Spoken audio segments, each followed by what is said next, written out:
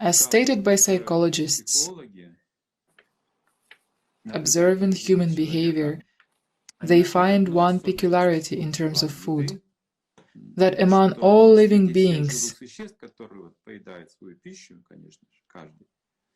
only humans can eat when they don't want to eat, and drink when they are not thirsty. Why? For the sake of relationships, for example, for the pleasure of the company. It turns out that the purpose of food is also relationships.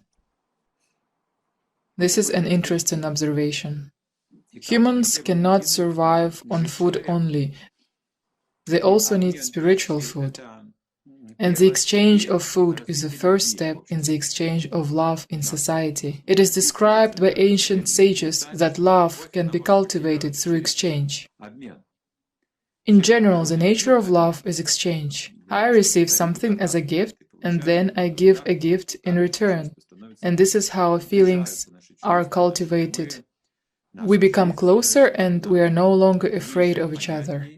In this love and exchange, all the fears go away. There comes peace, trust, and cooperation. So food is the beginning of such civilization, though we are starting from the very first step, from food. And as you said, Yulia, food is also something that we need. It's not just an exchange, it's also necessary for life. This is how I can treat food. It's just a necessity for me, and then it becomes a habit. Everything that we acquire for ourselves, by ourselves, becomes a habit. For example, we bought some furniture for ourselves, an apartment, a car, wallpaper. So we're sitting in that apartment and thinking, how I can redesign this apartment? How can I arrange my furniture in a new way? This is boring and this is boring. We tried those wallpapers and it's still boring. So it becomes irritating with time. Why? Because this is not a gift. But when this gift it comes from heart, there is no wish in my mind to change this gift because it reminds me of that intimate moment of relationships. I am keeping it as it is. In the same way, food is a special gift because when we eat it, there is nothing left. When we receive a book as a gift, or for example, a photograph, we can look at it.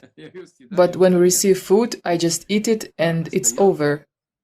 But what's left is that subtle memory. This subtle memory in Sanskrit is called samskara. This is what we live with. We live with that subtle memory of our lived life. If our life was lived in exchange of those gifts, then our life is rich with those positive, pleasant memories, with happiness. The happiness of those lived moments, which happened to us and are still supported by those subtle memories. It becomes our life in that exchange. We get used to that. We get used to be happy. Also a habit to boredom, to monotonous life. Habit is a habit. It's when we lose the depths of feelings. The determination to be happy makes us dynamic. We need to stay in that exchange all the time if we want to be happy. So in a family we see that mother cooks for everybody. Grandma cooks for everybody.